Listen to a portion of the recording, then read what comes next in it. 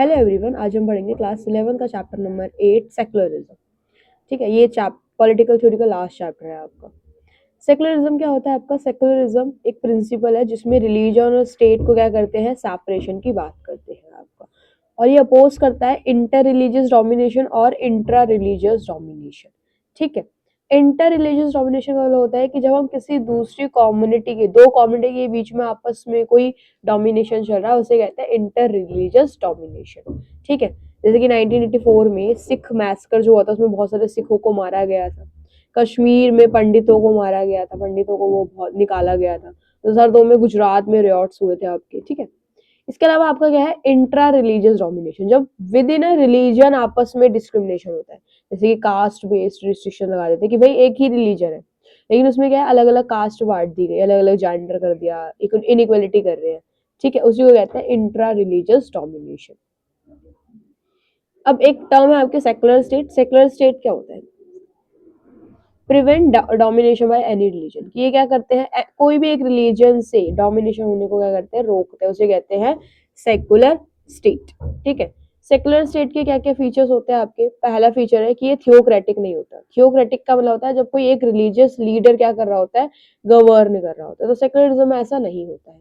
जैसे कि कुछ कुछ एग्जाम्पल दे रखे थियोक्रेटिक के, जैसे कि पैपल स्टेट जो है आपका मिडाइवल यूरोप में, तालिबान कंट्रोल अफगानिस्तान के अंदर। ये क्या है, दो एग्जाम्पल दे रखे हैं किसके, थियोक्रेटिक के, जहां पर रूल किसका है, रिलीजियस लीडर का है। इसके अलावा जो सेकुलरिज्म होता है उसमें कोई ऑफिशियल रिलीजन नहीं होता है, जबकि कुछ कुछ जो वहाँ पे ऑफिशियल रिलीजन होता है, जैसे कि पाकिस्तान के अंदर सुन्नी इस्लाम उनका रिलीजन है मेन। इंग्लैंड के अंदर अगर आप देखोगे 16 सेंचुरी के अंदर एंग्लिकन जो है आपका चर्च, उसका मेन रोल था आपका। ठीक है, और जो सेकुलरिज्म होता है उसमें इक्वेलिटी की बात करते हैं, रिलीजन के अंदर डिस्क्रिमिनेशन को प्रिवेंट करते हैं। इसके अलावा जो सेकुलरिज्म होता है उसमें क्या होता है कि रिलीजियस फ्रीडम होता है कि आप कोई भी रिलीजन को फॉलो कर सकते हैं। अब एक होता है वेस्टर्न सेकुलरिज्म, एक होता है इंडियन सेकुलरिज्म। देखो, दो टाइप के सेकुलरिज्म होते हैं। इंडियन सेकुलरिज्म का मतलब होता है कि जब हम प्रिंसिपल्ड डिस्टेंस को फॉलो करते हैं। प्रिंसिपल डिस्टेंस का मतलब होता है बेटा कि जब आप क्या करते हो, डिस्टेंस तो बनाए रखे। ठीक है, जब स्टेट क्या है, अलग है रिलीजन से, लेकिन फिर भी एक फ्लेक्सिबल रिलेशन है। ठीक है, एक फ्लेक्सिबल रिलेशन है ऑल रिलीजन के साथ, कि अगर कोई प्रॉब्लम हो रही है रिलीजन के अंदर तो स्टेट इंटरफेयर कर सकता है, उसे कहते हैं प्रिंसिपल डिस्टेंस। ठीक है, इससे क्या होगा, इक्वलिटी फ्रीडम इंश्योर होगी आपकी।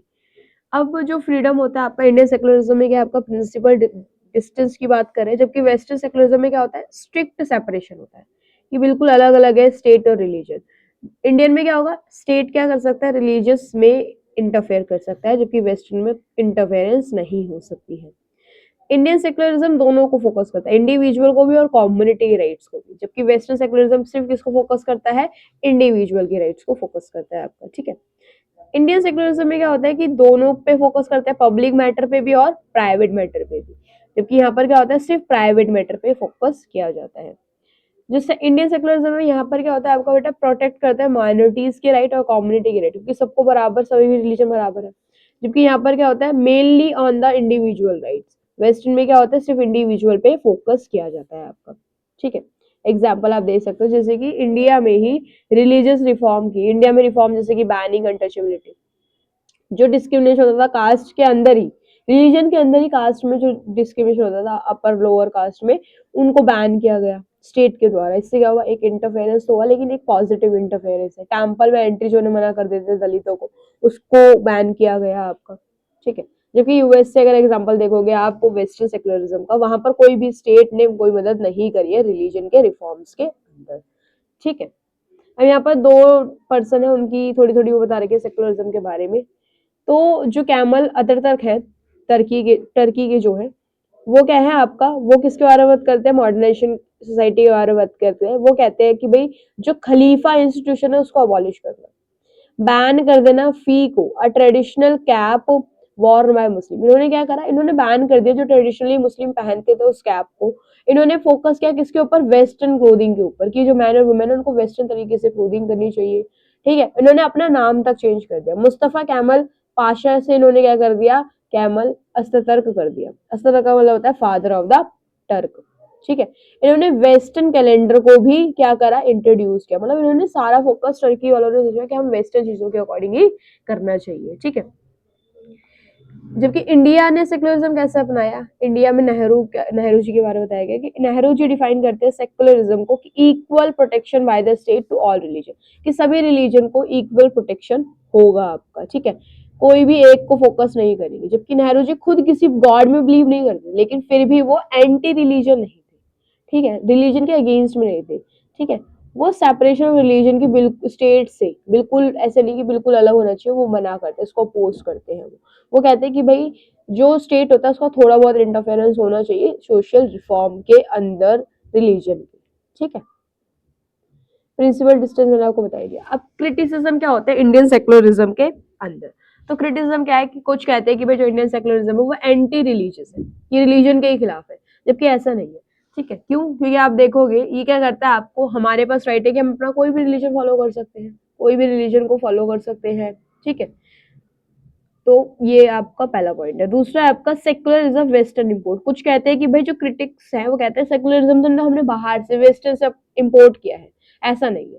जबकि हमने अभी ऊपर ही पढ़ा कि वेस्टर्न और इंडियन सेकुलरिज्म में कितना डिफरेंस है, कि जो वेस्टर्न है वो फोकस करते हैं स्ट्रिक्ट सेपरेशन के बीच में, सेपरेशन पर, जबकि इंडिया फॉलो क्या करता है कि डिस्टेंट प्रिंसिपल फोकस करता है कि स्टेट और रिलीजन अलग होंगे, लेकिन जो स्टेट होगा वो इंटरफेयर कर सकता है रिलीजन के अंदर, अगर उसके अंदर कोई उनको रिफॉर्म करना है तो, ठीक है।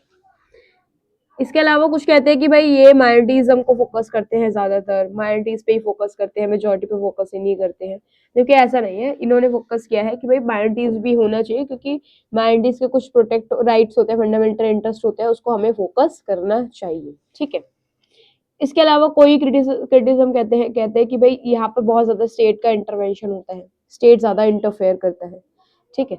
जबकि रिस्पॉन्स में अगर आप देखोगे तो क्या लिख सकते हो कि जो इंडिया है वो सेकुलरिज्म को फॉलो करता है, प्रिंसिपल डिस्टेंस, जो मैंने आपको बताया कि कांस्टेंट इंटरफेयर नहीं करता स्टेट, ठीक है।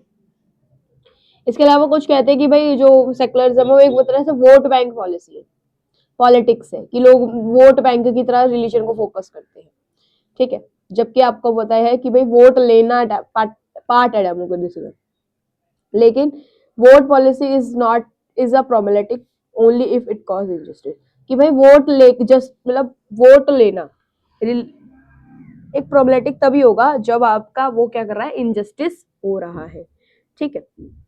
सिक्स आपको बोला है कि इम्पॉसिबल प्रोजेक्ट है, कि इतनी बड़ी इंडिया के अंदर कि आप इतने सारे रिलीजन को एक साथ लेके नहीं चल सकते हो, नहीं चल सकते हो आप, ठीक है। लेकिन रिस्पॉन्स में अगर आप क्या लिख सकते हो कि अगर आप हिस्ट्री देखोगे इंडिया की, तो हमने प्रूफ किया है कि आज तक हम क्या है, सेक्युलरिज्म है, और in a globalizing world Indian secularism is a modern for the future not an impossible idea, कि भाई अगर हम आज देखेंगे अपना जो सेक्युलरिज्म है इंडिया का, वो क्या है, एक मॉडल है फ्यूचर के लिए, बाकी कंट्रीज के लिए, ठीक है। तो आई होप आपको ये चैप्टर समझ में आया होगा। इसी के साथ आपकी ये वाली जो पॉलिटिकल थ्योरी की बुक थी वो खत्म होती है आपकी, और दूसरी बुक को भी अगर आपको देखना है तो आप प्लेलिस्ट में जाके देख सकते हैं, और अगर आपको इसी बुक के प्रीवियस चैप्टर देखने हैं तो भी आप प्लेलिस्ट में जाकर देख सकते हैं।